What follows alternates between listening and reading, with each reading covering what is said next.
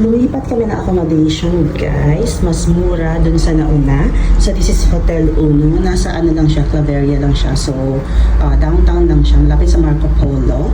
And, although Marco Polo is close na. Meron din silang pa-elevator dito, although 6th floor lang siya. If you wanna take the stairs, meron din para makompleto mo ang 10K steps a day.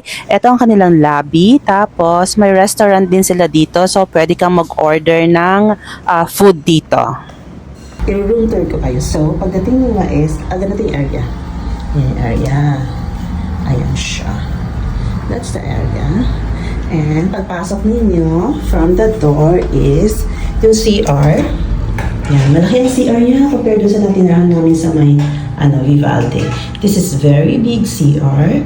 And then, meron siyang salamin dyan. Diba? And then, twin bed. Separate bed, ganyan. And then, yan, may pa-closet siya dyan.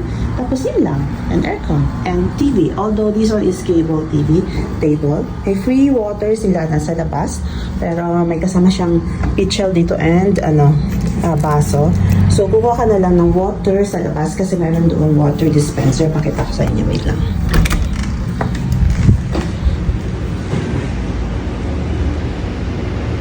So, ayun ang kanyang water.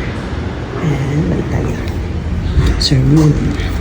So, yun lang. That's basically it. And, nasa tayo? Piliin nyo lang. Meron siyang doon, options na with window and non-window. So, ang pinili ko is yung may window. Para, that's it. Yan, that's Claveria. So, nasa sentro tayo, guys. This is 1,000 plus. Hindi ko matandaan kung magkano yun, 1,270 or 1,320. So, meron siyang pa-phone dyan. So, that's it. Bilis ng room tour, no? That's it. Bye!